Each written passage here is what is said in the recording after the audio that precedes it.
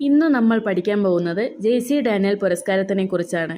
മലയാള cinema മേഖലയ്ക്ക് ആയുഷ്കാല സംഭാവന നൽകിയ വ്യക്തികൾക്ക് കേരള സംസ്ഥാന ചലച്ചിത്ര അക്കാദമി നൽകുന്ന പുരസ്കാരമാണ് ജെ.സി. ഡാനിയൽ പുരസ്കാരം.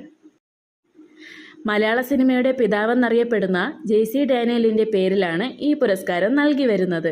ജെ.സി. ഡാനിയൽ പുരസ്കാരം നൽകി തുടങ്ങിയ വർഷം 1992. പ്രഥമ ജെ.സി. ഡാനിയൽ പുരസ്കാരം ലഭിച്ചത് ടി.ഇ. വാസുദേവൻ. 1992 തന്നെയാണ് പ്രഥമ ജെ.സി. ഡാനിയൽ പുരസ്കാരം ലഭിച്ചത്.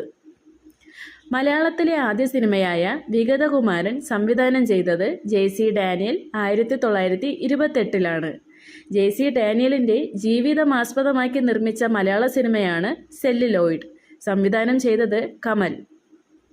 ജെ.സി. ഡാനിയൽ പുരസ്കാരം ലഭിച്ച ആദ്യ വനിതയാണ് ആറന്മുള പൊന്നമ്മ. 2005 ആറന്മുള പൊന്നമ്മയ്ക്ക് ജെ.സി. ഡാനിയൽ പുരസ്കാരം ലഭിക്കുന്നത്.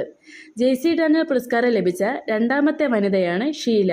ഷീലയ്ക്ക് 2018 ജെ.സി. ഡാനിയൽ പുരസ്കാരം ലഭിക്കുന്നത്. സമ്മാനത്തുക പുതുക്കുന്നതിൻ്റെ ഭാഗമായി ജെ.സി. ഡാനിയൽ പുരസ്കാരം നൽകാതിരുന്ന വർഷം 2003. ജെ.സി. ഡാനിയൽ പുരസ്കാരത്തിൻ്റെ നിലവിലെ സമ്മാനത്തുക എന്നത് 5 ലക്ഷം രൂപയാണ്. നമുക്ക് കഴിഞ്ഞ 5 വർഷം തുടർച്ചയായി സമ്മാനം ലഭിച്ച വ്യക്തികളെ നോക്കാം. 2019 ജെ.സി. ഡാനിയൽ പുരസ്കാരം ലഭിച്ചത് ഹരിഹരനാണ്. 2020 പുരസ്കാരം സ്വീകരിച്ചത് പി. ജയചന്ദ്രൻ.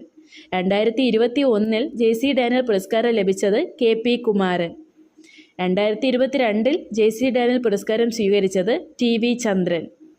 2023 ജെ.സി. ഡാനിയൽ പുരസ്കാരം ലഭിച്ചത് ഷാജി എൻ. കരുൺ. ഷാജി എൻ. കരുണിനാണ് ലാസ്റ്റായിട്ട് പുരസ്കാരം ലഭിച്ചിട്ടുള്ളത്. 2023 പുരസ്കാരം 2024 കൊടുക്കുകയായിരുന്നു.